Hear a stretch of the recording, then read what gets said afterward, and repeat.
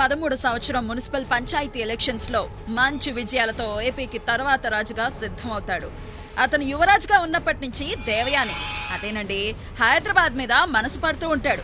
ఆమెతో పీకల్లోతుగా ప్రేమ వ్యవహారం నడుస్తూ ఉంటుంది.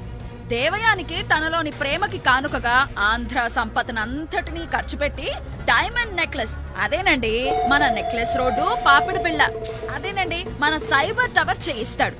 ఇక బాబుబలి నాటకీయ పరిణామాల మధ్య ఆంధ్ర రాజుగా ఎన్నికవుతాడు. కల్వకుంట దేవ బాబుబలి మీద ద్వేషంతో ఉంటాడు. అతనికి దేవయాని మీద రాజ్యం మీద మనసవుతుంది.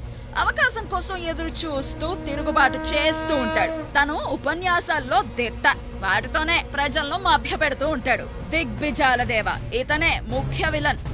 తన కొడుకు కాని కొడుకు రాహుల్ దేవ మానసిక వికలాంగుడు అయినప్పటికీ అతన్ని మహారాజును చెయ్యాలని చూస్తూ ఉంటాడు. అందుకు కావలసిన కుయుక్తులన్నీ పన్నుతూ ఉంటాడు. శనిగామి రాజ్యాన్ని పరోక్షంగా పాలిస్తూ ఉంటుంది. తన మానసిక వికలాంగుడైన కొడుకు కోసం ఏమైనా చేయడానికి సిద్ధంగా ఉంటుంది. అందుకోసం దిగ్విజాల దేవని ఆంధ్ర వాళ్ళ రక్తం తర్పణం చేయి, వాళ్ళ రక్తంతో స్విస్ బ్యాంకులు నింపే అని పురమాయిస్తూ ఉంటుంది.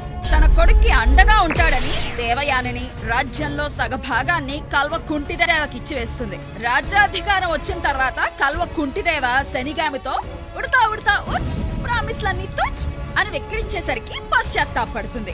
ఇక జగనయ్య రాయలసీమ యాసతో నోటికొచ్చిన అబద్ధాలన్నీ చెప్తూ ఉంటాడు.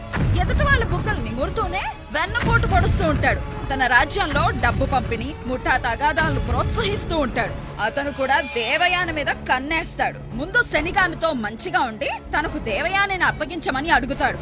ఆమె కాదనేసరికి శనిగామి మీదకి తన సేనతో దండెత్తుకొస్తాడు. ఇక కట్టప్ప కిరికిరి శనిగామి రాజరికానికి వీర విధేయునుగా ఉంటాడు. రాహుల్ దేవని చక్రవర్తిని చేయటానికి 5 కోట్ల ప్రజలను మోసం చేస్తాడు. అతనికి తెలిసిన రాజ్య రహస్యాన్ని ప్రజలకు చెప్పకుండా, కుట్రలేమి జరగకుండా తను అడ్డుపడుతున్నట్లు డ్రామాలతో ప్రజలను నమ్మించి నమ్మక ద్రోహం చేసి మూకుమ్మడిగా వెన్నుపోటు పొడుస్తాడు. ఆ తర్వాత పశ్చాత్తాపడి బయటకు రావటానికి సిగ్గుపడి ఇంటికే పరిమితం అవుతాడు. ఇక శివుడు అతను మంచి దేశభక్తి కలవాడు. అతని అన్న అమాయకంగా తన ప్రజారాజ్యాన్ని శనిగామి రాజ్యంలో కలిపేస్తూ ఉంటే అడ్డుపడతాడు. అన్న అమాయకత్వానికి అలిగి ఇంట్లో నుంచి వెళ్ళిపోతాడు. మంచి వారితో చేతులు కలిపి దుష్టుల చేతుల్లోకి పోకుండా కాపాడుతూ ఉంటాడు.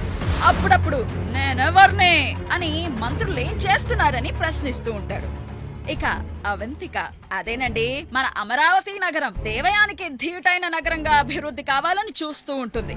సింగపూర్ బొట్టెట్టిన ఫ్రెంచ్ గడ్డం వాడ నిన్నే నమ్మమురా ఉన్నది అమ్మే కూరా అని డ్యూయెట్లు పాడుతూ ఉంటుంది. మొత్తానికి అలా అయ్యిందండి ఆంధ్ర బలి. పాత్ర పరిచయం అయ్యిందిగా, వీరి కథ ఏంటి అంటారా? మీకు తెలిసిందే.